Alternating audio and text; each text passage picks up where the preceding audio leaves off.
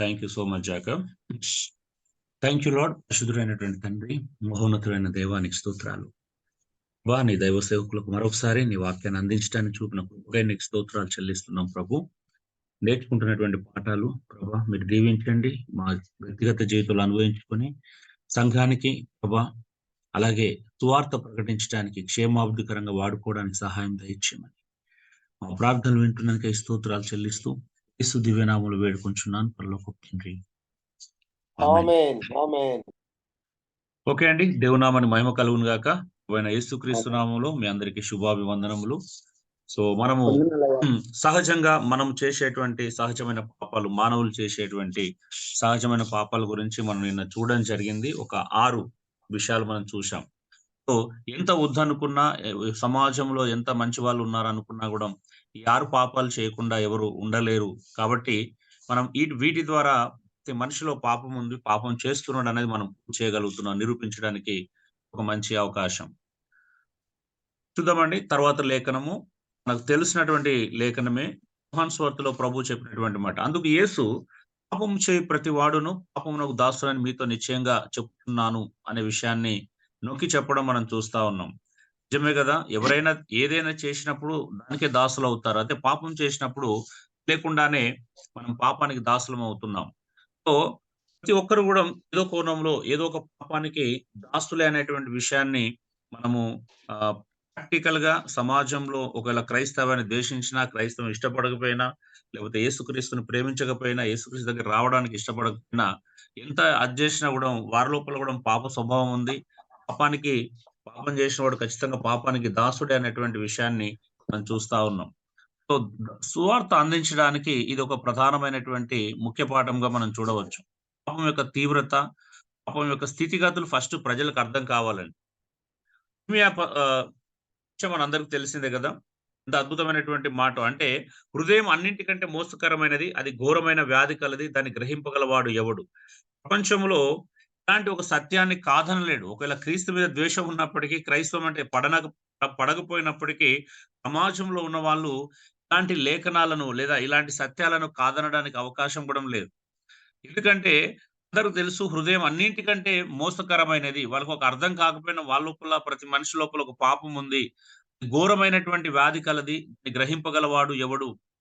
మానవుని యొక్క హృదయ స్వభావం చాలా ప్రమాదకరమైనది. ఒకవేళ మీరైనా నేనైనా చాలా ప్రశాంతంగా కూర్చొని ప్రపంచంలో అందరికంటే చెడ్డవాడు ఎవడు అని ఆలోచన చేస్తే ఏం జవాబు దొరుకుతుందో ఆలోచించండి ఒకసారి. ఏం జవాబు చెప్పగలుగుతాం? ఈ ప్రపంచంలో అందరికంటే భయంకరమైన చెడ్డవాడు ఎవడు అనే ప్రశ్న వేసుకొని కూర్చోండి. మనిషే. ఓకే, అందులో డౌట్ లేదు. సో అయితే అందులో ప్రత్యేకించి ఇంకా ఆలోచన చేస్తే మనకి ఎవరు కనిపిస్తారు అందులో? నాకు నేనే. వెరీ గుడ్ అండి, మంచి సమాధానం. ఎస్, మనకు మనమే కనిపిస్తాం. ఎందుకనంటే మనకు తెలుసు. ఎందుకంటే మన హృదయం గురించి మనకు తప్పించి ప్రపంచంలో ఎవరు తెలియదు కదా. దేవుడు తప్పించి భూమి మీద మనకు, దేవుని తప్పించి ఎవరు తెలియదు మన గురించి. కాబట్టి నిజం, నాకంటే నేను చెడ్డవాడిని ఎప్పుడు చూసుకోలేదు ఇప్పటి వరకు. నాకు నచ్చని వ్యక్తి ఎవరు అన్నానంటే భూమి మీద నేనే. నాకు అందరు నచ్చుతారు, నేను తప్పించి. ఎందుకు అనంటే మన హృదయం యొక్క స్వభావాన్ని పరిశీలన చేస్తున్నప్పుడు, మన హృదయం ఉన్న ఆలోచనను మనం ఒకసారి పరిగణలోకి తీసుకుంటున్నప్పుడు చాలా ప్రమాదకరం. అంటే మనం ఇంత భయంకరమైన వ్యక్తుల మానవ జాతిలో మనిషి అనేవాడు ఇంత ప్రమాదకరమైన ఆలోచన కలిగిన వాడా, వాని హృదయం ఇంత భయంకరంగా ఉంటుంది అనే ప్రశ్న ఖచ్చితంగా రేజ్ అవుతుంది. నిజము కదండి? నిజమేనండి. సో నిజంగా ఒకసారి ఎంతమంది ఇష్టపడతాం? ఒకవేళ మన హృదయంలో ఆలోచించే విషయాలు బయటికి పబ్లిక్ గా వినబడితే ఎంతమందికి ఇష్టం ఉంటుంది చెప్పండి?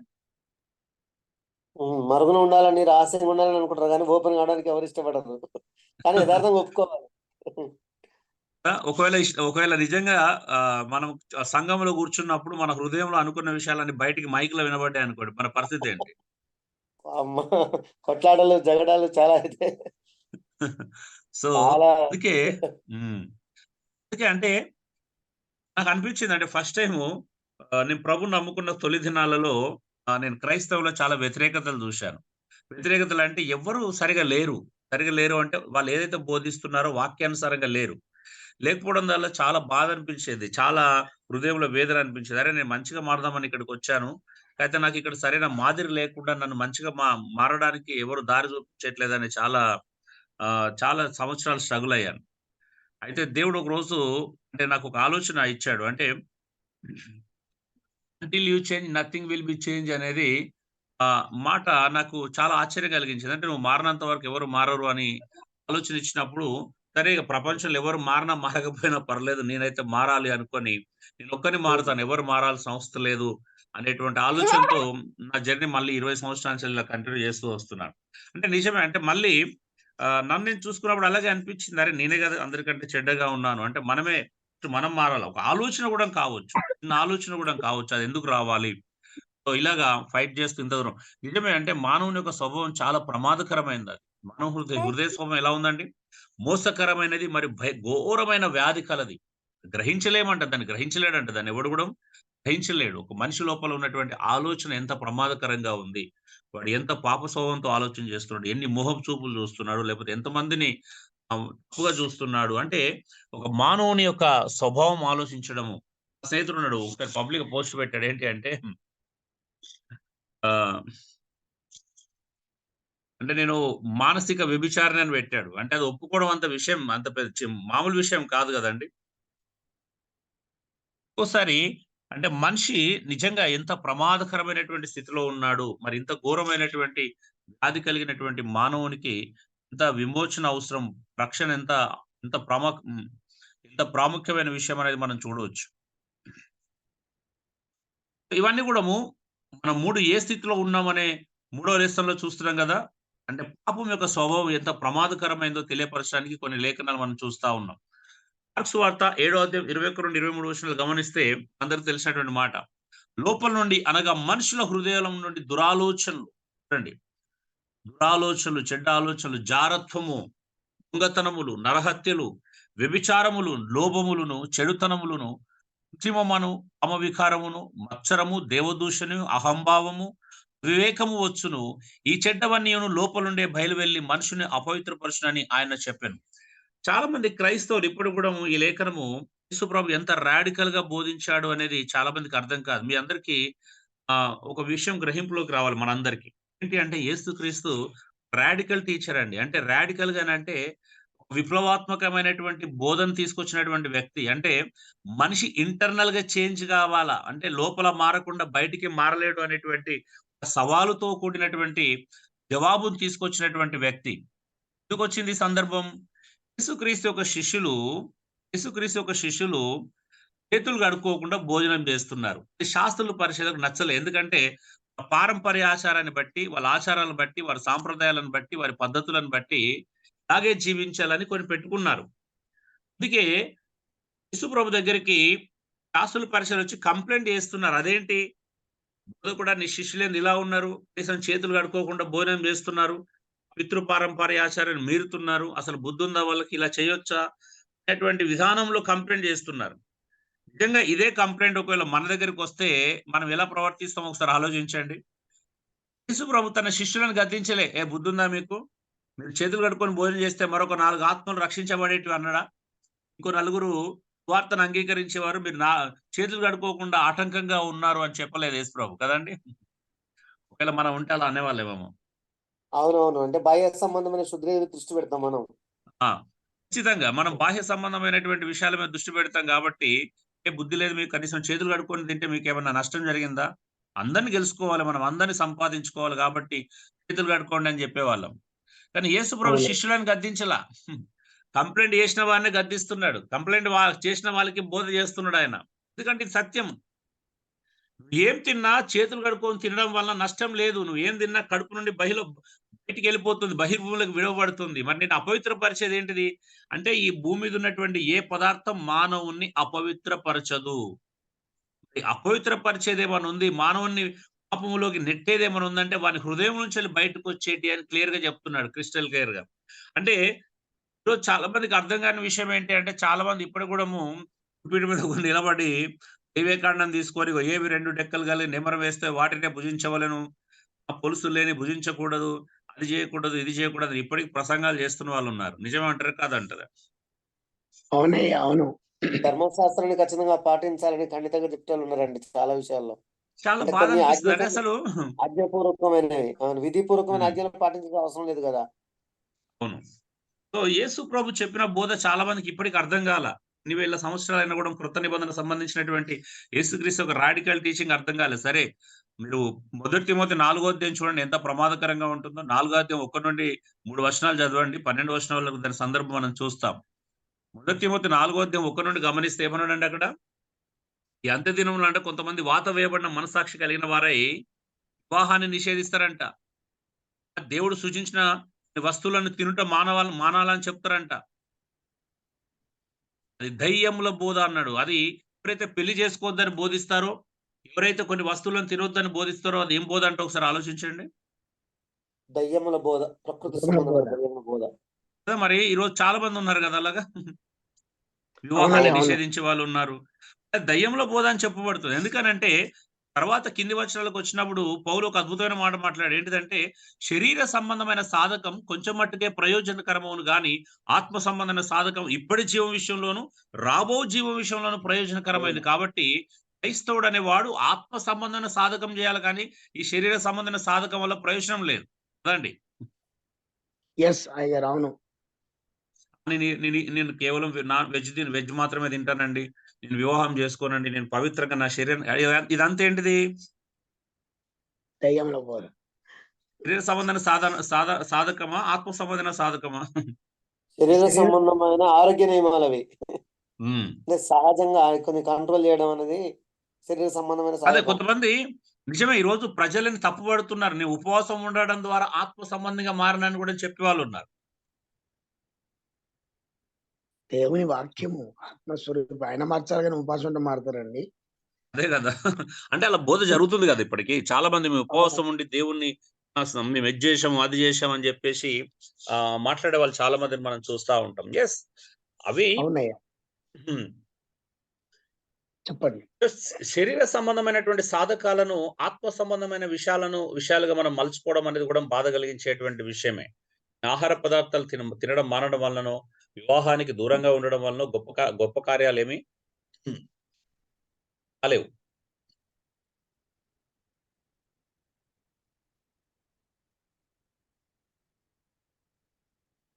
పర్వాలేదు జాక్సన్ గారు, థ్యాంక్ యూ.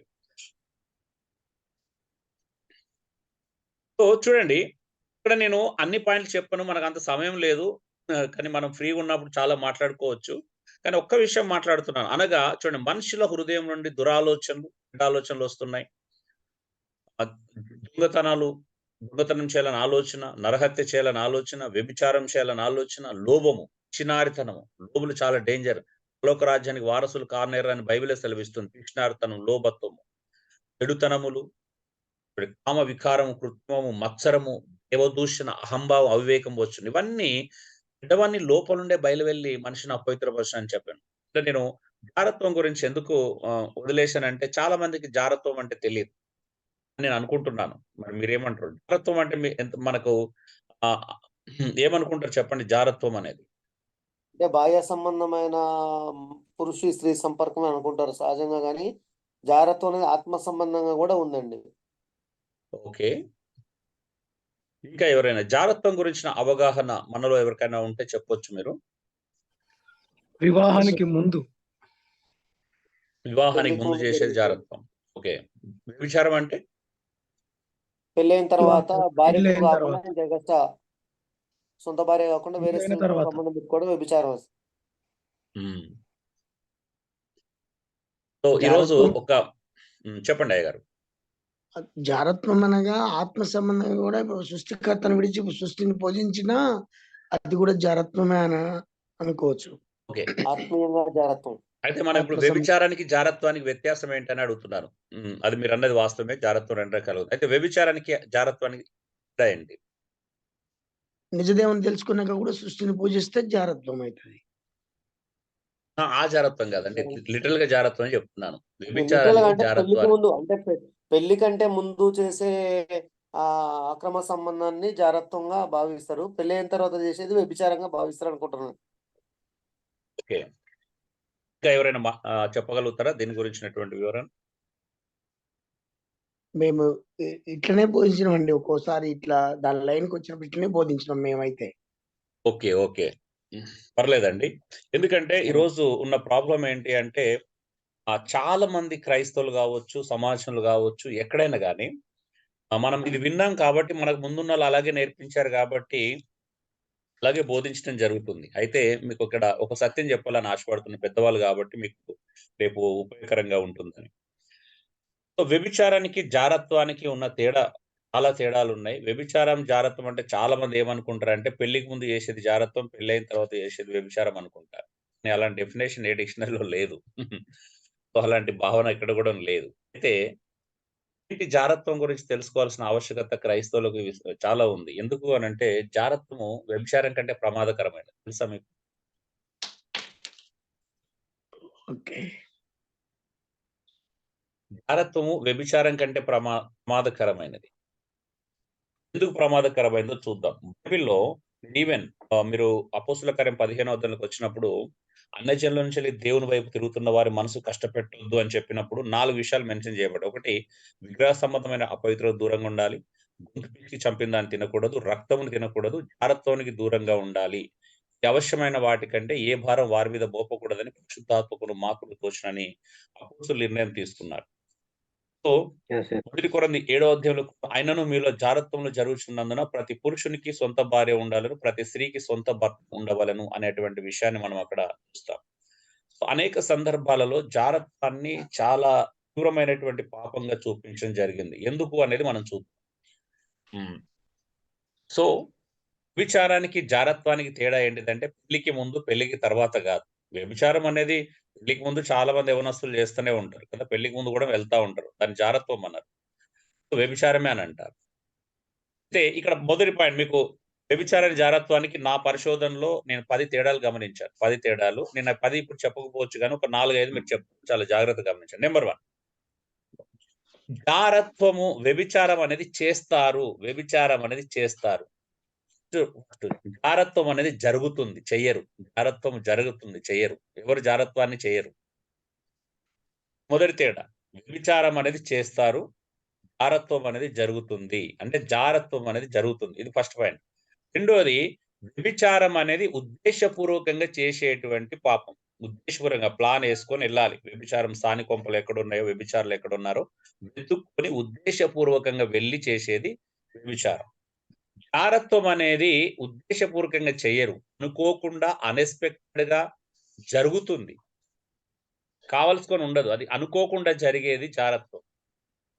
మూడోది, వ్యభిచారములో పేమెంట్ ఉంటుంది. వ్యభిచారములో వ్యభిచార స్త్రీ దగ్గరికెళ్ళి డబ్బులు పే చేయాలి.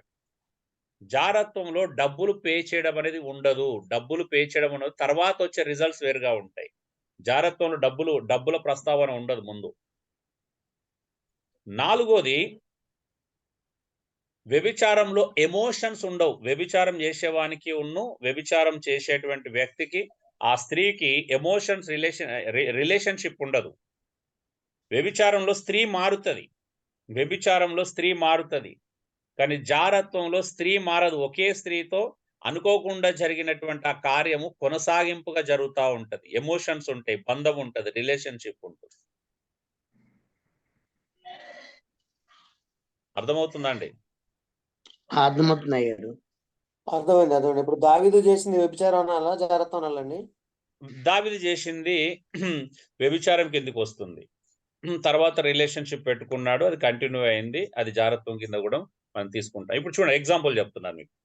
మొదటి కొరింథీ 6వ అధ్యాయంలో ఒక మాట అన్నాడు, ఒకడు తన తండ్రి భార్యను ఉంచుకున్నాడంట. ఇట్టి జారత్వము అన్య జనులలో కూడా జరగదు.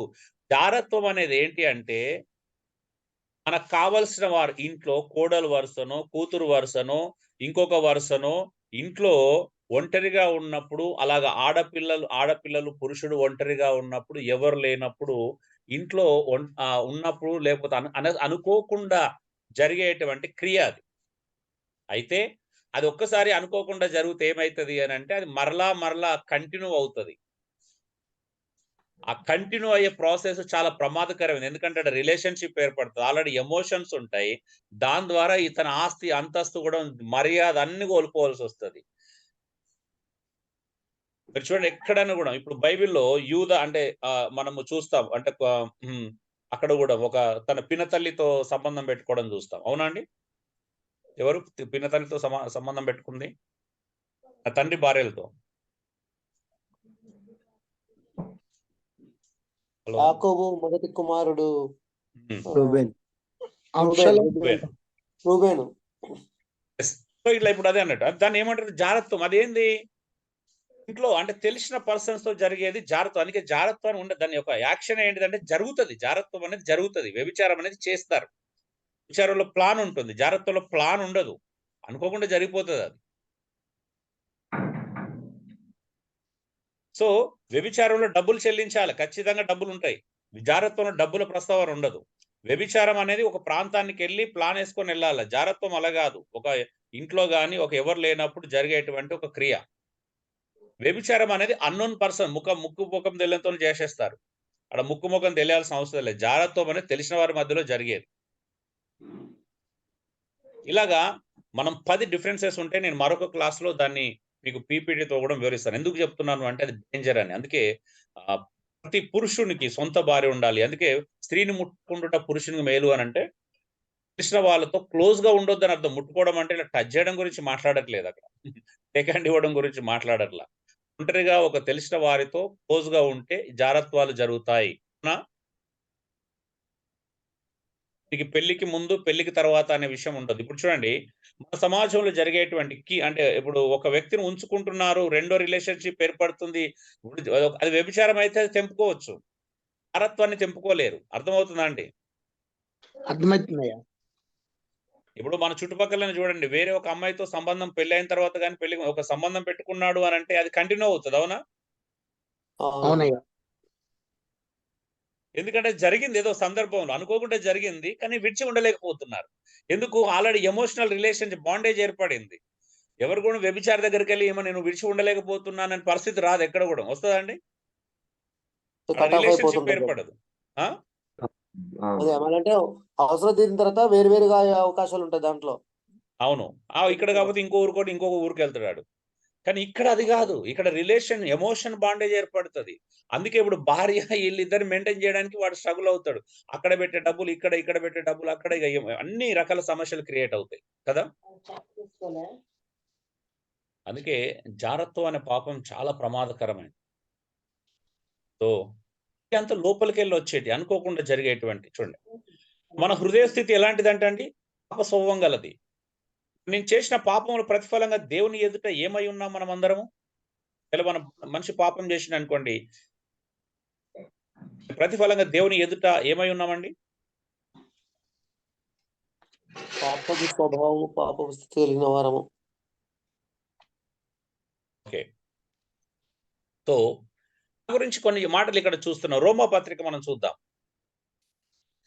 పాపం చేసినప్పుడు అంట మనం దేవుని ఎదుట ఏమై ఉన్నాం? రోమా 3:11లో పౌలు ఏమని ఎస్టాబ్లిష్ చేశాడంటే, ఏమని స్థాపించాడంటే, పాపం చేసిన వాడు దేవుని ఎదుట నేను అవినీతిమంతుడు అంటున్నాడు. మనం అవినీతిమంతులం. ఎందుకంటే మానవుడు పాపం చేస్తుంది మనుషులకు విరోధంగా కాదు, దేవునికి విరోధంగానే.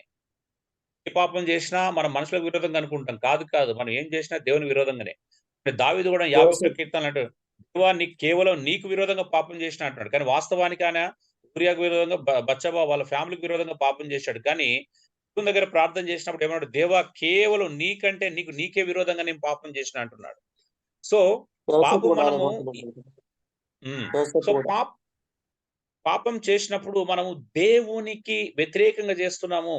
ఒకటి, మనం దేవుని దృష్టిలో అవినీతిమంతులం. ఇది మొదటి పాయింట్ అండి. మనం దేవుని దృష్టిలో మనకు ఒక రకంగా చెప్పాలంటే పాపం చేసినటువంటి ప్రజలకు దేవుడిచ్చిన బిరుదులు అనుకోవచ్చు. ఏంటిదా బిరుదు? మొట్టమొదటి బిరుదు మనం అవినీతిమంతులం. దేవుని ఎదుట మనము అవినీతిమంతులం అంటాడు రోమా 3:11 మనందరికీ తెలుసు. రెండోది పనికిమాలిన వాళ్ళు అంట. రోమా 3:12 చూడండి, అందరూ ఏకముగా పనికిమాలిన వాళ్ళయ్యారంట. చూడండి, ఏకత్వం మంచి విషయంలో రాదు, కానీ పనికిమాలిన విషయంలో మాత్రం అందరికి ఏకత్వం ఉంటుంది ప్రపంచంలో. నిజమే కదా? మనమందరము పనికిమాలిన వాళ్ళం అంటాడు. మూడోది భక్తిహీనుడు అంట. మనిషి భక్తిహీనుడు కాబట్టే ఇంత భయంకరమైనటువంటి పాపాన్ని మనం చేయడం చూస్తున్నాం. నాలుగోది నేను బలహీనుని అంటాడు. మానవుడు దేవుని ఎదుట బలహీనుడు అండి. రిఫరెన్స్ కొంచెం మారింది. 3వ పాయింట్లోనేమో 4, 5 రాసుకోండి. 4వ పాయింట్లో 5, 6 రిఫరెన్స్ ఉంటుంది. బలహీనుడు అంటే ఇక్కడ శారీరక బలహీనత గురించి మాట్లాడట్లేదు పౌలు. మనము మోరల్ గా నైతిక బలహీనులం, నైతికంగా బలహీనులం. మనం ఏదైతే చేయాలనుకుంటామో దాన్ని చేయలేం, అనుకున్నటువంటి పాపాన్ని చేస్తాం. నైతిక బలహీనలం, నైతికపరమైనటువంటి బలహీనలం. ఐదోది దేవునికి శత్రులం అంటాడు. చూడండి, పౌలు రోమపత్రికలో మనం చాలా అద్భుతమైనటువంటి సువార్త అండి. వాస్తవానికి జాన్ వెస్లీ లాంటి వ్యక్తి కూడా రోమపత్రికలోని సందేశాన్ని విన్న తర్వాతనే మారు మనసు పొందాడు.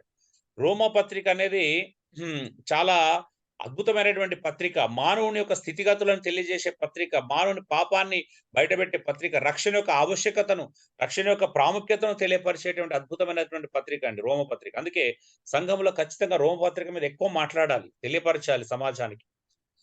చూడండి, రోమపత్రికలో పౌలు ఒక్కొక్క అధ్యాయంలో ఒక్కొక్క పాయింట్ ని ఎస్టాబ్లిష్ చేస్తున్నాడు. మనము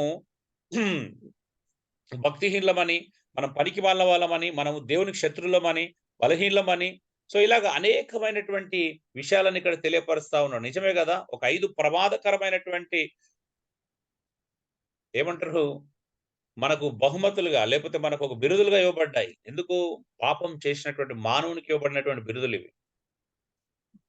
సో ఇంత ఇంత ప్రమాదకరమైనటువంటి పాపం నుంచి వెళ్ళి మరి మానవుడు ఎలా తప్పించుకుంటాడు అనేది మనం 4వ లెసన్లో చూస్తాం. రోజు 3వ లెసన్ ముగించుకోవడానికి ప్రయత్నం చేద్దాం. యెషయా 64 చూడండి, మేమందరం అపవిత్రుల వంటి వారమైతిమి, ఆ నీతి క్రియలన్నీ మురికి గుడ్డల వలెనాయెను. అందరం ఆకు వలె వాడిపోతిమి, గాలివాన కొట్టుకొని పోనట్లు మా దోషంలో ఒక యెషయా లాంటి ప్రవక్త అండి పరిచర్యకు వచ్చాడు. 5 అధ్యాయాల వరకు పరిచర్య చేసిన తర్వాత 6వ అధ్యాయంలో దేవుని దర్శనం చూసినప్పుడు, అయ్యో నేను అపవిత్రమైన పెదవులు గలవాడినని చెప్పేసి తన పాపాన్ని గుర్తించాడు. ఆయన పరిశుద్ధుడైన ప్రభు దేవుని ఎదుట ఆ దర్శనంలో. మళ్ళీ అదే యెషయా 64:6లో తనను తాను కూడా కలుపుకుంటూ, అంటే ప్రజలు ఎంత ప్రమాదకరంగా ఉన్నారో తెలియపరుస్తూ, మన మొదటి అధ్యాయం నుంచి ఇశ్రాయేల్ ప్రజలు ఎంత భయంకరంగా ఉన్నారో తెలియపరుచుకుంటూ వచ్చాడు. 64:6కు వచ్చేసరికి ఏమన్నాడు? మేమందరం అపవిత్రుల వంటి వారమైతిమి, మా నీతి క్రియలన్నీ మురికి గుడ్డల వలెనాయెను అంటున్నాడు. చూడండి, మానవుడు చేసేటువంటి క్రియలను మురికి గుడ్డలతో పోలుస్తా ఉన్నాడు యెషయా. ఇక్కడ ఒక పాయింట్ మీకు చెప్పాలని నేను ఆశపడుతున్నాను. మురికి గుడ్డలు అనేటువంటి మాట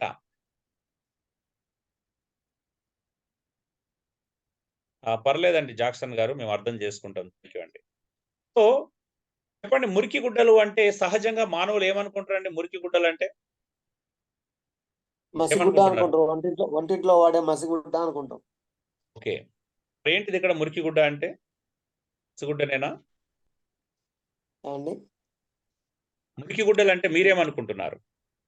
అదే అంటే వంటింట్లో వాడే మసి అంటే గుడ్డలు అనుకుంటాం. ఓకే, లేకపోతే స్త్రీ వాడేటటువంటి ఋతుచక్రంలో వాడే వస్త్రాలు అయి ఉండొచ్చు. అంటే ఇక అది అవును, వీళ్ళు వాడే ఋతుచక్రంలో వాడే వస్త్రాలు అయి ఉండొచ్చు. వెరీ గుడ్ ఏలియా పాస్టర్ గారు, థ్యాంక్ యూ. వాస్తవానికి అదే విషయం మాట్లాడుతున్నప్పుడు అదే చెప్పాడు. హిబ్రూలో మీరు రూట్ వాటికి వెళ్ళినప్పుడు మెన్స్ట్రల్ ఫ్లాక్స్ అని ఉంటది, అంటే మెన్స్ట్రల్ క్లాత్ అంటే స్త్రీ ఋతుచక్రములో వారి పాడేసినటువంటి అంటే దేంతో పోల్చుకుంటున్నట్టు వాళ్ళ నీతి క్రియలను మసిగుడ్డలతో పోల్చుకోవట్లేదు. మసిగుడ్డ ఇంట్లో కనీసం వంటింట్లోనే పనికి వస్తుంది, అవునండి? అవునయ్యా. మసిగుడ్డ మరొక చోట పనికి వస్తుంది, మసిగుడ్డలు చాలా చోట్ల ఉపయోగపడతాయి. అని యెషయా వారి నీతి క్రియలను ఎలాంటి గుడ్డతో పోల్చుకుంటున్నాడు అంటే స్త్రీ వాడుకొని వదిలేసిన గుడ్డలతో పోలుస్తున్నాడు. నిజంగా దాన్ని ఎవరు వాడరు కదా, సెకండ్ యూజ్ అనేది ఉండదు. ఉంటదా అండి? అవునయ్యా, అంటే అది ఖచ్చితంగా పారవేయాల్సిందే. అంటే మానవుడు చేసేటువంటి నీతి క్రియలను, అంటే నీతి క్రియలు చేస్తాడు, బట్ ఆ నీతి క్రియలు ఎలాంటివి అని చెప్తున్నాడు? మనం నిన్న కూడా చూసాం, మానవుడు ఖచ్చితంగా నీతి క్రియలు చేస్తాడు, కానీ ఆ నీతి క్రియలు దేంతో పోలుస్తున్నాడు యెషయా అంటే స్త్రీ వాడుకొని వదిలేసినటువంటి గుడ్డలతో పోలుస్తున్నాడు. అంటే దాన్ని అసలు అది లెక్కలోకి రావ, పనికి వాళ్ళని అన్నట్టుగానే చూపిస్తున్నాడు. అవునా? అవునయ్యా, అవునండి, అవును. ఇది అర్థం కావాలండి. అంటే అందుకే బైబిల్ డెప్త్ గా స్టడీ చేస్తున్నప్పుడు అంటే పైన చూడడం వేరు, కొంచెం లోపలికి వెళ్ళి చూస్తే ఆశ్చర్యం కలుగుతుంది. అయ్యో, నీతి క్రియలు అంటే కేవలం ఇప్పటివరకు నేను మసిగుడ్డలు అనుకున్నాను, కానీ స్త్రీ వాడేసి వదిలేసినటువంటి గుడ్డల, ఎంత ప్రమాదకరమైనటువంటి ఆ పోలిక చూడండి. అది కనబడకుండా అపవిత్రంగా పక్కకు దూరంగా వేసినటువంటి పరిస్థితి అది. అంటే అంత ప్రమాదకరమైన మానవుని యొక్క క్రియలు. అంటే ఏం లాభం లేదు. మనిషి ఎన్ని నీతి క్రియలు చేసినా. అవునా? అవునయ్యా. అందుకే దేవుని ఎదుట ఏమై ఉన్నాను, మరి నాకు నీతి క్రియలు దేనితో పోల్చబడినవంటే, నేను దేవుని ఎదుట అపవిత్రులం. మనం అందరం అపవిత్రులమే. మన క్రియలన్నీ మురికి గుడ్డలతో పోల్చే. మనం ఎన్ని మంచి పనులు చేసినా, సమాజంలోకెళ్ళి వాళ్ళు ఎవరైనా గాని ఎన్ని మంచి పనులు చేసినా, వాళ్ళ క్రియలన్నీ కూడా మురికి గుడ్డలే. చూడండి, ఇగో మీకు రూట్ మీనింగ్ అందుకే పెడుతున్నాను. Route meaning to set a period. చూడండి ఇక్కడ మెన్స్ట్రల్ ఫ్లక్స్ అని ఉంది చూడండి కింద, ద మెన్స్ట్రల్ ఫ్లక్స్. సో అంటే పీరియాడికల్ అంటే ఆ స్త్రీలు వాడుకునేటువంటి గుడ్డతో పోల్చింది. అవునా? ఇబ్రూలో కూడా మీకు అదే పదం కనిపిస్తుంది. ఈ పదము ఇక్కడ తప్పించి ఇంకెక్కడ లేదండి. బైబిల్ అంతట్లో ఒకే ఒకసారి ఉంది ఈ పదం, తెలుసా?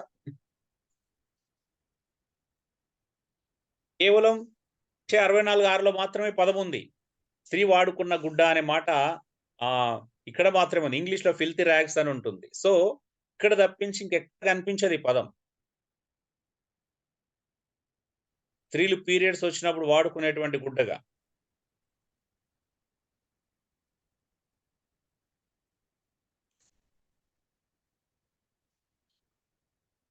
సో అదే అండి. మరొక మాట చూద్దాం.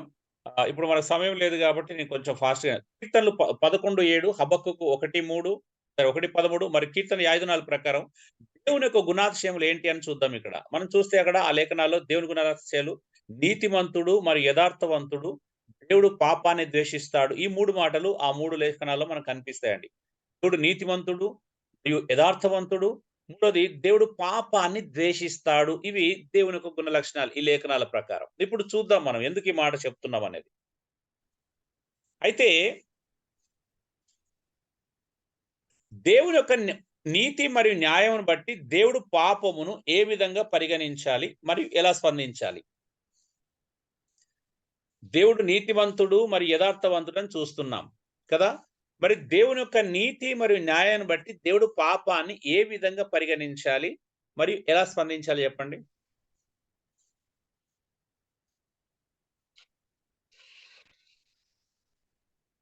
ఆయన గుణగణాలను బట్టి దేవుడు పాప విషయం ఎలా స్పందించాలి వాస్తవానికి?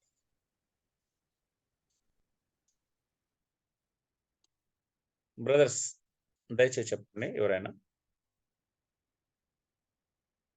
దేవుని స్పందన అండి, మన స్పందన. దేవుని స్పందన. మన స్పందన అండి, దేవుని స్పందన. అది మనం అంటే దేవుని స్పందన అండి. మీరు న్యాయం స్క్రీన్ ఖచ్చితంగా చూడండి. అవును. చెప్పండి. దేవుడు పాపమును ఏ విధంగా పరిగణించాలి? ఓకే.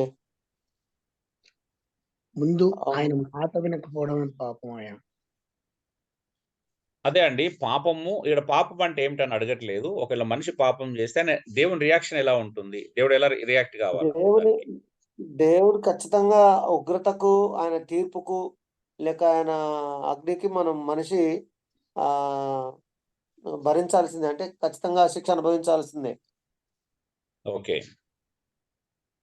ఇప్పుడు చూడండి, మీకు ఒక ప్రశ్న అడుగుతున్నాను. అడుగుతున్నారు. మీరు మీడియాలో గానీ లేకపోతే ఒక పేపర్‌లో గానీ ఒక సంఘటన చూశారు. ఏం కనిపించిందంటే 5 సంవత్సరాల పాపనో, 10 సంవత్సరాల పాపనో ఒకడు రేప్ చేశాడు అని వినిపించింది. మీరు చదివారు. మీరు ఎలా ఫీల్ అవుతారు? మీ రియాక్షన్ ఏంటి? ఖచ్చితంగా వాడిని ఉరి తీయాలి, వాడిని నిలువున చంపాలి అని వెంటనే వాని విషయంలో కొంచెం తీవ్రంగా ఖండిస్తాం. ఓకే. మీరు చెప్పొచ్చు, అందరు చెప్పొచ్చు. మీరు ఎలా రియాక్ట్ అవుతారు? అవునే గారు, అంతా అట్లనే. ఇంత బాధ, ఇంత మూర్ఖుడు అసలు మనిషా లేకుంటే పశువా? కొంచెం వివేచన జ్ఞానం ఉందా లేదా? ఇంత మృగంలాగా మీలో ఎవరికైనా చంపాలన్నంత కోపం వస్తుందా? వస్తుందండి. ఖచ్చితంగా ఆడపిల్లలు కలిగిన వాళ్ళకైతే ఖచ్చితంగా ఆ వేదన అనేది ఖచ్చితంగా రిప్లై అవుతుందండి. ఖచ్చితంగా అంటే సమాజంలో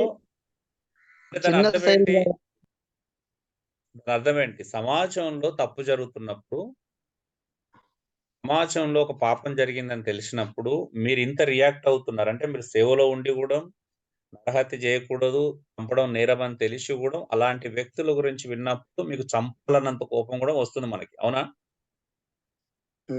లోకం కూడా అట్టనే పాలవుతారయ్యా. అంటే ఒక జంతువుతో పోలుస్తారు. అది మనిషి కాదు, జంతువు అని అంటారు. ఇప్పుడు మీరు మీ చుట్టుపక్కల ఎవరన్నా వ్యభిచారం చేసిర్రు అని తెలిసినప్పుడు, లేపోతే పాపం చేసిర్రు అని తెలిస్తే, మీ కాలనీలో మీరుండే ఏరియాలో మరొకరితో సంబంధం పెట్టుకున్నారనే విషయం తెలగానే మీ స్పందన ఎలా ఉంటది? మీ లోపల ఎలా ఉంటది రియాక్షన్? బుద్ధి జ్ఞానం లేదు, దేవుని భయం లేదు. వాళ్ళు అన్యులు అనుకోండి. మనిషి స్వభావం ఎలా ఉంటదంటే కొంచెం అది శరీర సంబంధంగానే కోపంతో ఉంటాం ఆయన గారు. హ్మ్. అంటే మన అది స్వభావం నీతి. అది ప్రాచీన స్వభావం. ఓకే. ఒక వ్యక్తి సత్యముని మంచిగా అనుసరించిన వ్యక్తి అయితే కోపపడేటట్టు ఉంటాడు. లేకుంటే ఒక మంచి దారి తీసుకురావాలి. కోపం అనేది ఉంటదన్న. ఎందుకంటే ఇప్పుడు ఇలాంటి పాపం చేయడానికి ఆమెకి ఎట్లా మనసు వచ్చింది? భర్త ఉండగా లేకుంటే భార్య ఉండగా యెస్. అది ఖచ్చితంగా ఆ స్పందన అనేది ఉంటది. కొంచెం దగ్గరోళ్ళైతే పోయి మందలించి, బ్రదర్, సిస్టర్, ఇది తగినది కాదు, ఇది సరైన పద్ధతి కాదు, నీ కుటుంబం దీనివల్ల చాలా ఇబ్బందులు ఎదుర్కోవాల్సి వస్తుంది, అవమానాల పాలవుతారని కూడా చెప్పడానికి అవకాశం లేదు. చెప్పలేని పరిస్థితులు అంటే మనసులో బాధపడటం తప్ప ఏం లేదు. యెస్. సో ఇదంతా నేను ఎందుకు అడిగాను అంటే, మనము స్వతహాగా పాప స్వభావం కలిగినటువంటి వ్యక్తులం కదా! మనం పూర్తి నీతిమంతులం గాదు, పూర్తి పరిశుద్ధులం గాదు. మనలో గూడా పాపం స్వభావం ఉంది. ప్రాచీన స్వభావం యొక్క ప్రభావం ఉంది. ఇలాంటి వ్యక్తులమైనటువంటి మనం ఇన్ని లోపాలు కలిగిన వ్యక్తులం మనము. ఎక్కడో ఒక చిన్న నేరం జరిగింది, పాపం జరిగిందంటే వాడిని చంపేయాలి, వాడిని ఉరిదీయాలి, వాడిని అలాంటోళ్ళు భూమి మీద ఉండకూడదు అన్నంత రోషము, ఆవేశము, కోపం మన లోపల కలిగితే, మరి నీతిమంతుడు, యథార్థవంతుడు, పరిశుద్ధుడైనటువంటి దేవుని ఎదుట పాపం జరిగితే ఎలా ఫీల్ అవుతాడు దేవుడు? అందుకే అడిగాను ఆ ప్రశ్న. ఎలా దేవుడు రియాక్ట్ అవుతాడు? ఖచ్చితంగా ఆయన ఉగ్రతకు పాత్రులం. సో అంటే బలహీనమైన మనమే పాపం చేసే మనకే అంత కోపం వస్తే, అబ్బా వాడిని చంపేయాల, చిన్న పాపం చూడకుండా అలా చేస్తాడని కూడా వస్తది. కానీ అంత కోపం వచ్చిన మనము, అరే మరి దేవుడు మనిషి పాపం చేస్తే ఎంత రియాక్ట్ కావాలి మరి? ఏ లోపంలో ఎంత రియాక్ట్ కావాలండి? ఖచ్చితంగా దేవుడు పాపాన్ని ద్వేషించాలి. ఖచ్చితంగా దేవుడు పాపాన్ని శిక్షించాలి. అంటే పరిశుద్ధుడైన, నీతిమంతుడు, యథార్థవంతుడైనటువంటి దేవుడు ఒక వ్యక్తి పాపం చేసినైనా గానీ తన మనసులో మొట్టమొదటిగా ఎంత రియాక్ట్ కావాలంటే, అరే వీడు అనర్హుడు, వీడు భూమి మీద ఉండకూడదు. అంటే లోపాలు కలిగిన మనమే, పాపాలు చేసే మనమే, హృదయంలో చెడు ఆలోచన కలిగిన మనమే, ఒక వ్యక్తి అలా చేసిండు అన్నప్పుడు అంత రోషం వచ్చింది. నిజమే, ఒక బ్రదర్ కూడా ఇంకో కోణంలో ఆలోచించాడు. అది కూడా వాస్తవమే కదా! నేను ఒకసారి ఒక సహోదరుడిని, అంటే మా ఏరియాలో నిజంగానే లిటరల్‌గా జరిగిన ఇన్సిడెంట్. మా ఏరియాలో ఒకరు ఇంకొక పెళ్ళైన వారితో ఇటు పక్కన మధ్యలో మా ఇల్లు. ఇటు పక్కన ఒకడు, ఇటు పక్కన ఇంకొక ఆమెతో ఇల్లీగల్ కాంటాక్ట్ పెట్టుకున్నాడు. అది ఆ కాలనీ అంతా తెలుసు. నా ఎదుట ఒక పిల్లోడు ఉంటాడు, ఒక ఆంటీ వాళ్ళ కొడుకు. వాడొచ్చి ఇది మాట్లాడుతున్నాడు అతనొచ్చి. "అన్నా, నాకైతే ఇట్లా వీళ్ళేందన్నా వీళ్ళు ఇలా చేస్తున్నారు, అలా చేస్తున్నారు" అని అన్నాడు. వాని ఆలోచన నాకు అర్థమైంది. నేనన్నాను, అంటే నిజమే, ఇప్పుడు ఒక బ్రదర్ అన్నాడు చూడండి, మనకు కూడా ఇప్పుడు మోషే గారు. అంటే మనం ఆ ప్రాచీన స్వభావం ఉంది కాబట్టి మనకు కూడా అలాంటి ఆలోచనలొస్తాయని. వాస్తవమే, అది కూడా ఇంకో కోణంలో. నేనన్నాను ఆ బాబు అలా మాట్లాడినప్పుడు, "అరే నీ బాధేంటి? నీ బాధేంటి? వాడు చేస్తున్నందుకు బాధపడుతున్నావా? నీకు ఆ అవకాశం దొరకనందుకు బాధపడుతున్నావా?" అనగానే వాడు షాక్ అయిపోయాడు. అంటే నిజమే గదా!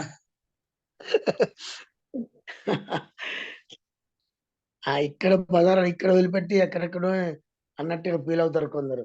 ఆ! అంటే నిజమే గదా! స్వభావం ఎంత డేంజర్‌గా ఉంటదో తెలుసా? కొంతమందికి ఏంటి అంటే వాడు చేసిందనే దానికంటే వీనికి అవకాశం, నాకు కూడా అవకాశం వస్తే బాగుండు అనే డేంజరస్ యాటిట్యూడ్ ఉంటది గదా మనిషి లోపల. అవును. అవునయ్య గారు. అలా ఉంటది. ఉంటుంది కూడా, నడుస్తుంది, జరుగుతుంది చూసినాం. నేను వాడు అలా అనగానే నాకు అర్థమైంది వాని ఆలోచన. అరే నీ బాధేంటి? నువ్వెందుకు బాధపడుతున్నావో నాకు అర్థమైంది అనగానే, అన్న ఎవరికైనా చెప్పాడు. మరి ఏంట్రా నీకు జరుగుతున్నప్పుడు వాడిని వాడిని ఖండించడం పక్కనే పెట్టి నువ్వు ఇంత ఫీల్ అవుతున్నావు అని నీకు కూడా అంటే ఎంత నీచమైన స్వభావం గదా మానవుంది. అవునయ్య. అవును. అసలు ఆశ్చర్యం అనిపించింది. ఇంత చెండాలంగా ఉంటామా? మానవుని స్వభావం ఇంత నీచమైందా? అనిపిస్తది. అందుకే నేను ప్రతిరోజు కృతజ్ఞత కలిగి ఉంటాను. దేవునికి ఎందుకు అనంటే, ప్రభు అసలు మాలాంటోన్ని నువ్వు రక్షించుకోపోతే అసలు ఏం బ్రతుకులు ప్రభు మాయి. అసలు ఇంత నీచమైన కలిగిన వ్యక్తుల స్వభావం కలిగిన వ్యక్తులను ఇంత గొప్ప కృప చూపించి రక్షించుకున్నావు. అసలు ఏమిచ్చినా రుణం తీరదు. ఇంకొక అద్భుతం చేయాల్సిన అవసరం లేదు మన జీవితంలో దేవుడు. అంటారా అండి? అవునయ్య. చాలు, మార్పు ఒక్కటే చాలు. చాలా శ్రేష్టమైనది. మన జీవితం మారడమే ముఖ్యం. సో మనం రక్షించుకోవడం కంటే గొప్ప కార్యం ఏముంటుంది చెప్పండి అసలు. నాకు అనిపిస్తుంది ఒక 23 సంవత్సరాలకి బ్యాక్ చూసినప్పుడు నా జీవితంలో జరిగిన గొప్ప కార్యం ఏంటంటే రక్షణే. అంతకంటే గొప్ప కార్యం నేను చూడలేదు ఇంతవరకు. అదే గొప్ప కార్యం అన్నిటికంటే. సో అందుకే దేవుడు పాపాన్ని ఖచ్చితంగా శిక్షించాలా. పాపం యొక్క పర్యావసనం ప్రతిఫలం ఏంటో చూద్దాం. ఏంటిది పాపం యొక్క ప్రతిఫలం? దేవునికి దూరం చేయడం. ఇలా 3 విషయాలు ఉన్నాయండి. ఒకటి, పాపం యొక్క ప్రతిఫలం అంటే ఏంటిది అంటే, యెషయా మనందరికి తెలుసు 59 కదా, మన పాపములు మన దేవునికి అడ్డుగా వచ్చినాయి అంటే దేవుని దూరం చేసినాయి మనకి. ఫస్ట్ పాపానికి ఉన్నటువంటి రిజల్ట్, మనిషి తప్పు చేసినప్పుడు మనిషి దేవునికి దూరం అయిపోయాడు. ఆదాం పాపం చేసినప్పుడు మొట్టమొదటి జరిగినటువంటి అంటే మొట్టమొదటి జరిగిన రిజల్ట్, మొట్టమొదటికి వచ్చిన ఫలితం ఏంటంటే దేవునికి దూరం అవ్వడం. మానవుడు ఎప్పుడైతే పాపం చేశాడో 4 విషయాలకు దూరమయ్యాడు. 4 విషయాలకు దూరమయ్యాడు. మొట్టమొదటిది దేవునికి దూరమయ్యాడు. మొట్టమొదటిది దేవునికి దూరమయ్యాడు. రెండోది తనకు తాను దూరమయ్యాడు. తెలుసా అండి? తనకు తానే దూరమయ్యాడు మానవుడు. ఆదాము తనకు తాను దూరమయ్యాడు. పాపం చేసినప్పుడు చెట్ల మధ్యలో దాక్కున్నాడు. అంటే తన లోపల భయం స్టార్ట్ అయ్యి ఫస్ట్ తనకు తాను ఉన్నటువంటి రిలేషన్షిప్ కోల్పోయాడు ఫస్ట్ ఆఫ్ ఆల్. అంటే కీర్తనలు చెప్పిన నా ప్రాణమా నా అంతరంగమ యెహోవాను సన్నతించుము అనేటువంటి ఆ రిలేషన్షిప్ లేదు ఇప్పుడు కదా. తన ప్రాణంతో మాట్లాడుకునేటువంటి ఆ రిలేషన్షిప్ కోల్పోయాడు. మూడోది తన భార్యతో రిలేషన్షిప్ కోల్పోయాడు కదా. తన సొంత భార్యతో సంబంధాన్ని కోల్పోయాడు. బ్రేక్ వచ్చింది. నాలుగోది ప్రకృతితో కూడా సంబంధాన్ని కోల్పోయాడు. ప్రకృతి అప్పుడు ఆయన చెప్పినట్టు వినేది. ప్రకృతి అంతా పులులు, సింహాలు, ప్రకృతి అంతా మానవుని యొక్క కంట్రోల్లో ఉంది. సో మానవుడు ఎప్పుడైతే మొట్టమొదటిగా పాపం చేశాడో 4ంటికి దూరం అయ్యాడు అనే విషయాన్ని మనం గ్రహించాలి. రెండోది దేవుని ఉగ్రత గురి కావడం. ఇది ఫైనల్ గా మనకు జరుగుతుంది. జరిగేది ఏంటిదంటే దేవుని ఉగ్రతను చూడడం.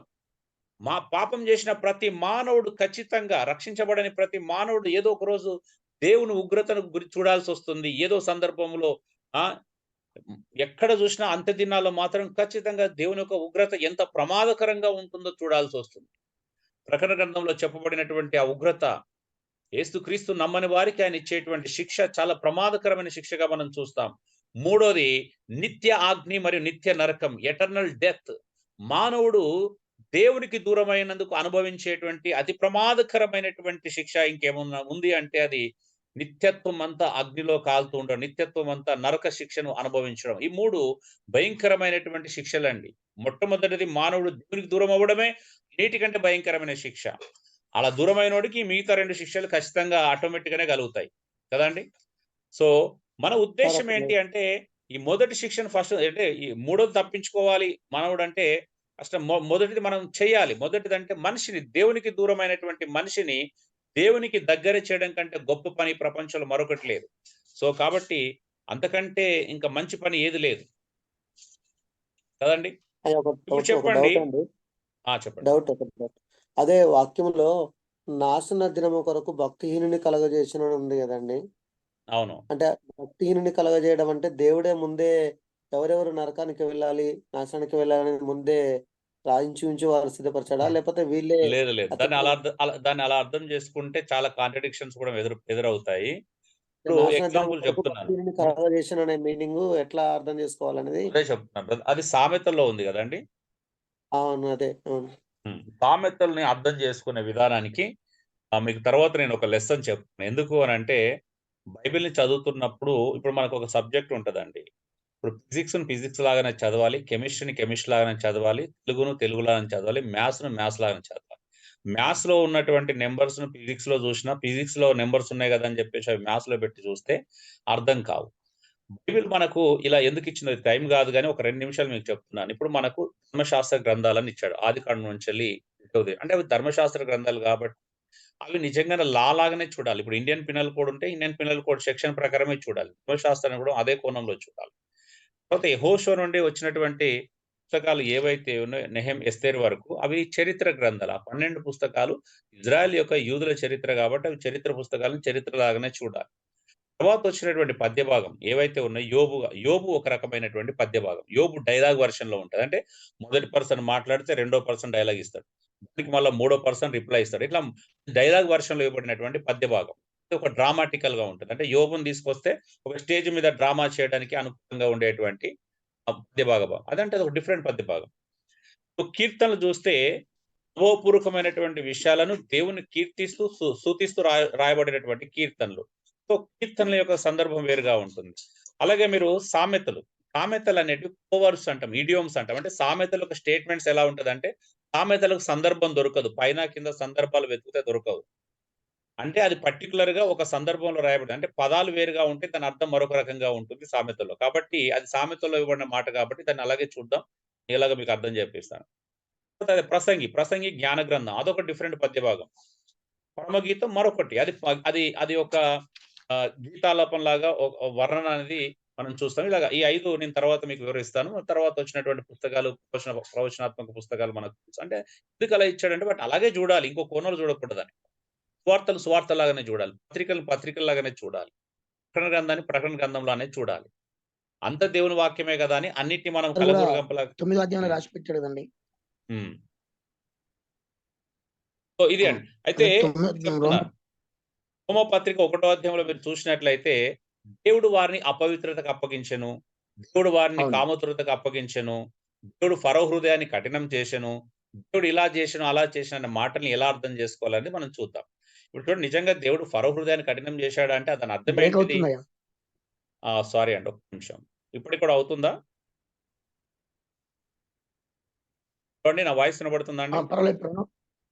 వినబడుతుందయ్యా. ఓకే. సో వాటిని ఎందుకు అలా చూడాలి? వాటిని అంటే దేవుడు అలా చేశాడంటే దాని అర్థం ఏంటి అంటే, ఇప్పుడు నేను మారు మనసు పొందాలనుకున్నా కూడా దేవుడు నన్ను నరకానికి పంపాలని నిర్ణయించుకున్నాడు కాబట్టి నేను మారు మనసు పొందకుండా చేయలేడు. అవునండి? అలా చేయడు దేవుడు. ఇప్పుడు వాని హృదయాన్ని కఠినపరుచుకున్నప్పుడు ఆ కఠిన హృదయ పరిస్థితిని దేవుడు అనుమతిస్తాడు. అంతేగాని దేవుడు ఇంటెన్షనల్ గా మారేటోన్ని కూడా మార్పుకు లేకుండా చేస్తాడని అర్థంలో అలా తీసుకోలేము మనం. సో దాని ఉద్దేశం ఏంటంటే ఫోర్ నాలెడ్జ్ ఉంటుంది, భవిష్యత్తు జ్ఞానం కలిగినటువంటి వ్యక్తి. సో అలాంటి పాపం చేసిన వాళ్ళు అలా నియమించబడతారనే అర్థంతో వాడింది. కానీ దేవుడు సృష్టి ఆరంభంలోనే కొంతమందిని నరకానికి నిర్ణయించాడు అంటే అది మనం అలా అర్థం చేసుకుంటే అర్థం ఉండదు. ఎందుకనంటే నరకం అనేది భక్తిహీనుల కొరకు ఒకవేళ మనం మాట్లాడుకున్నట్లయితే అది ఖచ్చితంగా దేవదూతల కోసం, పడిపోయిన దూతల కోసం నిర్ణయించడం జరిగింది. నేను దాని యొక్క సందర్భాన్ని ఇప్పుడు సమయం అవుతుంది కాబట్టి నేను 2 పాయింట్లు చేసి ముగిస్తాను. బ్రదర్, మనం ఒకవేళ క్లాస్ అయిపోయిన తర్వాత మీరు ఉంటే మనం మాట్లాడుకుందాం. ఓకేనండి? ఇప్పుడు అవును, మనిషి యొక్క అతిపెద్ద సమస్య ఏమనుకుంటున్నారు చెప్పండి? ఇప్పుడు భూమి మీద ఉన్నటువంటి మనిషి యొక్క అతిపెద్ద సమస్య ఏంటి?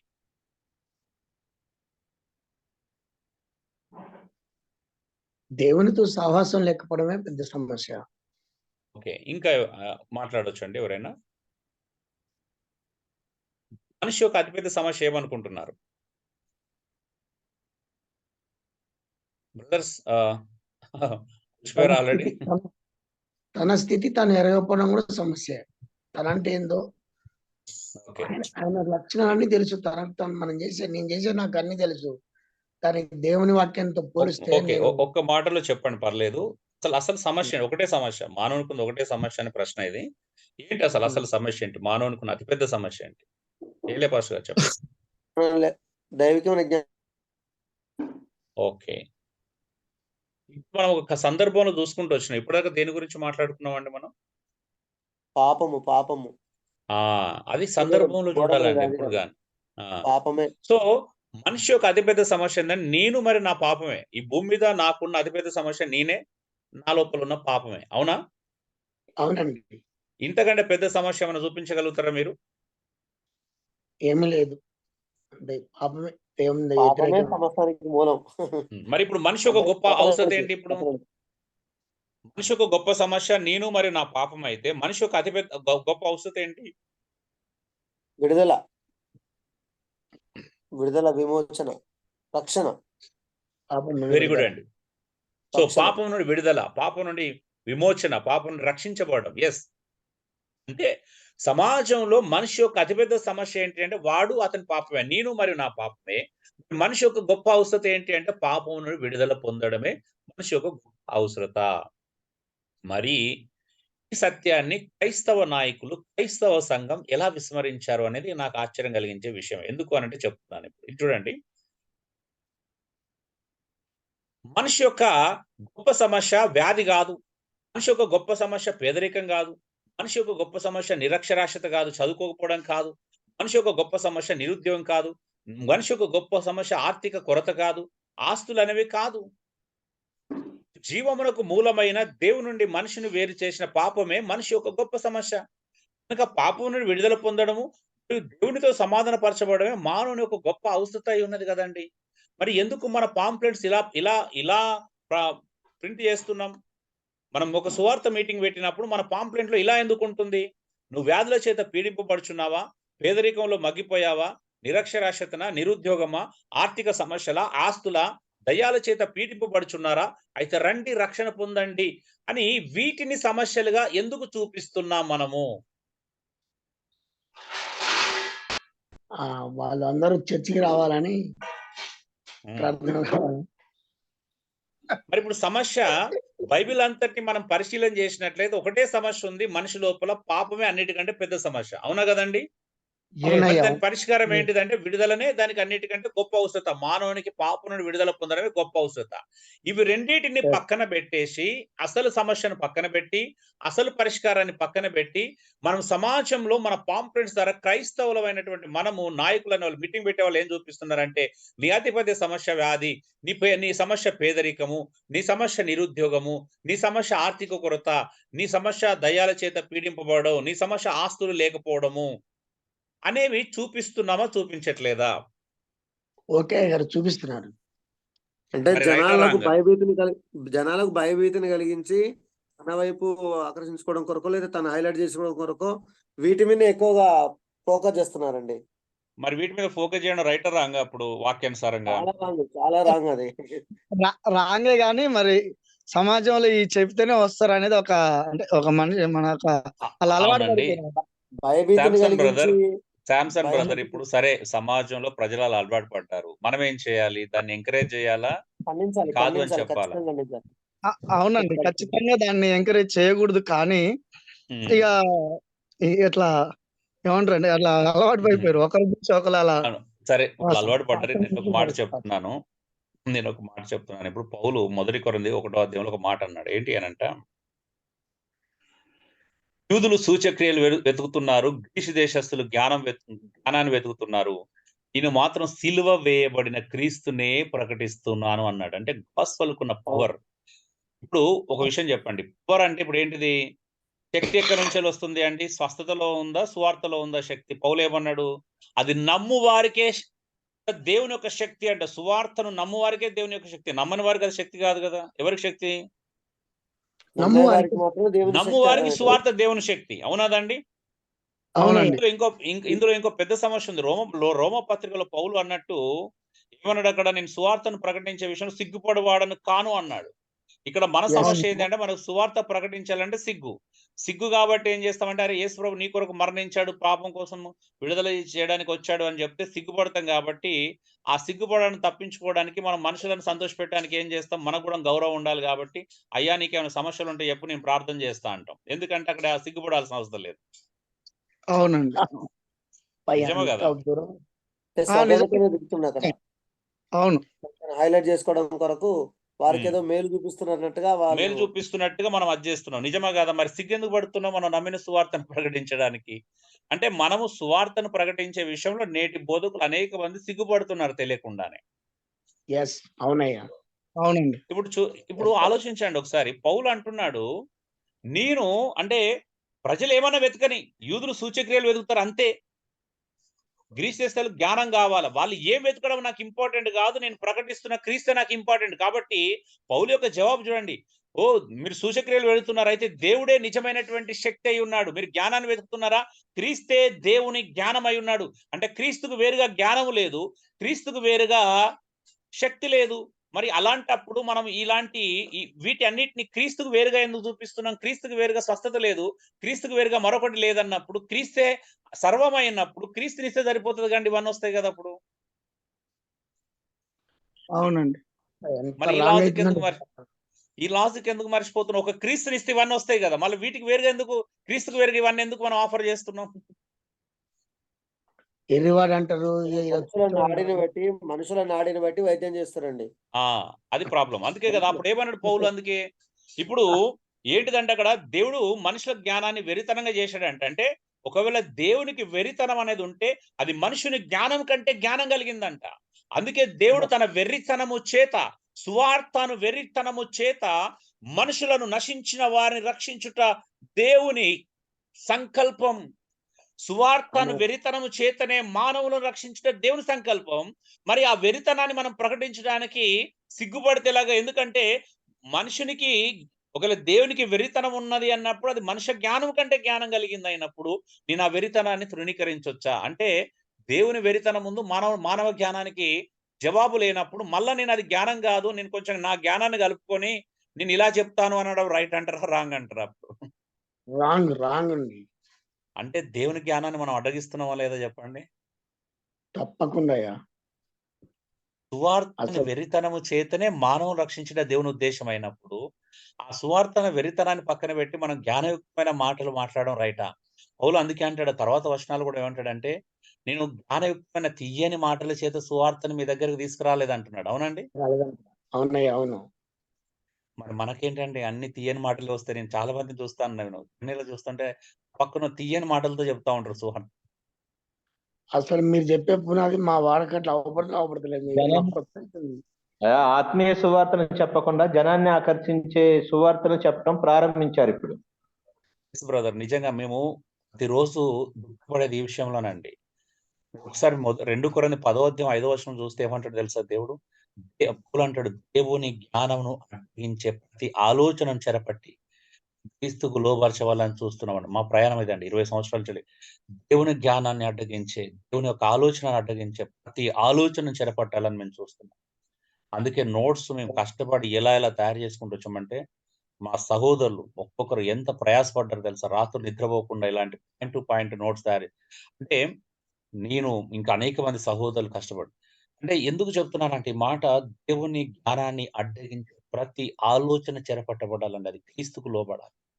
అంటే సువార్తలో మన జ్ఞానం పనికిరాదనే కదండి అర్థం. దేవుని జ్ఞానం కంటే మనం ఒక ఆలోచన చెప్పగలుగుతామండి? దేవుని జ్ఞానానికి ఆలోచన ఇవ్వగలిగే అంత కెపాసిటీ మన దగ్గర ఉందంటారా?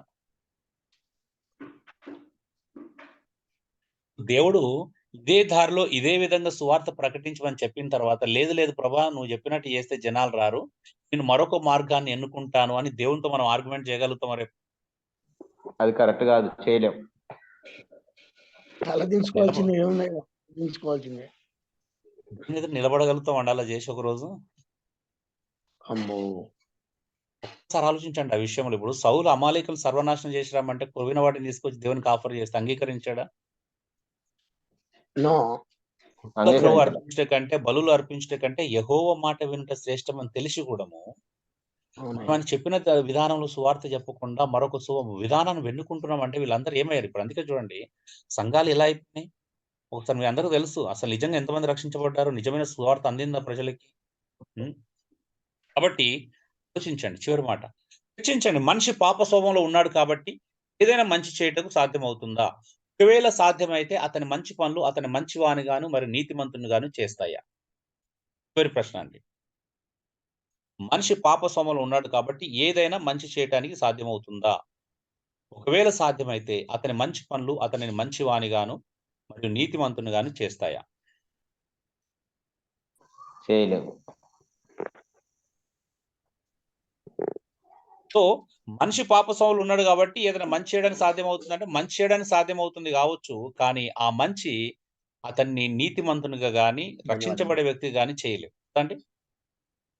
సో కాబట్టి మనిషి ఎన్ని మంచి పనులు చేసిన ఇంతమంది చూసాం మురికి గుడ్డలతో పోల్చబడ్డాయి. మనిషి మంచి చేయడానికి సాధ్యమవుతుంది, కానీ ఆ మంచి అతని నీతిమంతునిగా చేయలేవు. ఆ మంచి వల్ల అతడు దేవుని ఎదుట నీతిమంతుడు కాలేడు. సో కాబట్టి మనిషి యొక్క అతిపెద్ద సమస్య పాపము. మనిషి యొక్క అతిపెద్ద సమస్య పాపం. ప్రజలకు తెలియపరచండి. నా చుట్టూ వాళ్ళని ఫస్ట్ తెలియపరచండి. నీ సమస్యలు అనేది కారణం నీ పాప స్వభావం అంట. పాపం అన్ని సమస్యలకు కారణం పాపం. దేవుని దూరం అయ్యావు. అందుకే ఇష్టానుసారంగా నువ్వు చంచలత్వం కలిగి ఇష్టానుసారంగా జీవిస్తున్నావు. నీకు క్రమంగా జీవించడం తెలియదు కాబట్టి నువ్వు అప్పుల పాలవుతున్నావు. నీ పిల్లలు ఏదో గురి పెట్టుకొని లక్షలు అప్పులు చేసి చదివిస్తున్నావు. నువ్వు ఇంకా ఇబ్బంది పడుతున్నావు. నువ్వు తెలియదు కాబట్టి ఇలా నీ ఇష్టానుసారంగా జీవించి ఇంకా నీ శరీరాన్ని నీ ఆత్మను నష్టపరుచుకుంటున్నావు. కాబట్టి నీ అన్ని సమస్యలకు పరిష్కారం ఖచ్చితంగా దేవుడే. కాబట్టి మనిషి యొక్క సమస్య అతి పెద్ద సమస్య ఏంటంటే పాపమే. అది వ్యాధి కాదు, పేదరికం కాదు, రోగం కాదు, ఏది కాదు. పౌలుకి ముళ్ళు ఉంది అంటే అది అది సమస్య అనుకుంటే ఆయన ఎప్పుడో దాన్ని దేవుడు ఎప్పుడో స్వస్థపరిచేవాడు. అదే పెద్ద సమస్య అనుకుంటే ఇవ్వలేదు. తిమోతికి కడుపు జబ్బే పెద్ద సమస్య అనుకుంటే స్వస్థపరిచాడు. కానీ పౌలు తిమోతి కడుపు జబ్బును సమస్యగా చూపించట్లేదు. సొల్యూషన్ ఇస్తున్నాడు. అరే అప్పుడప్పుడు మంచినీళ్ళ దాకా కొంచెం ద్రాక్షరసం పుచ్చుకొని కడుపు జబ్బును నయం చేసుకో అని చెప్తున్నాడు తప్పించి స్వస్థత మ్యాండేటరీ చేయలేదు అక్కడ. ఈ విషయంలో కానీ ఇతర భక్తుల విషయంలో కానీ. సో స్వస్థత మ్యాండేటరీ కాదు. దేవుడు స్వస్థత కంటే కృపని ఇవ్వడానికి ఇష్టపడ్డప్పుడు నేను కృపనే కోరుకుంటాను. ఇప్పుడు నాకు షుగర్ ఉంది. ప్రతి అరగంటకు ఒకసారి నేను ఖచ్చితంగా బయటకు వెళ్ళాలి. సో కష్టం అవుతుంది కొన్నిసార్లు. 2 గంటలు నాన్ స్టాప్ క్లాస్ చెప్పినప్పుడు నేను వెళ్ళలేను. నా కిడ్నీ మీద కూడా ఎఫెక్ట్ అవుతుంది. తప్పదు, నేను పరిచర్యలు ఇవన్నీ భరించాలి. నా అనారోగ్యం ఎంత క్షీణించినా నలుగురికి సత్యం అనేది ఇంపార్టెంట్. సో థైరాయిడ్ ఉంది. సో అంటే అన్ని రకరకాల సమస్యలు ఉన్నాయి. ఇవి నాకు ప్రాబ్లం కాదు. నా సమస్య అనేది ఇది కాదు. గాస్పెల్ అనేది ప్రజలకు అందాలి. సత్యం అనేది ప్రజలకు అందాలి. ప్రజల్లో ఒక పాపం అన్నిటికంటే భయంకరమైన సమస్య. కాబట్టి ప్రియమైన దైవ సేవకులారా, మీరు దృష్టంతా మనం పాపం మీద పెట్టాలి. మానవునుకున్న పెద్ద సమస్య పాపమే. పరిష్కారం ఏంటిది? అక్కడి నుంచి విడుదల పొందడం. ఈ రెండే ఇంపార్టెంట్. కాబట్టి ఈ రెండిటికి నిజమైన పరిష్కారం ఏంటిది అనేది మనం 4వ లెసన్‌లో మళ్ళీ చూద్దాం. Thank you. God bless you all. అందరికి వందనాలు. Praise the Lord. దేవునికి మహిమ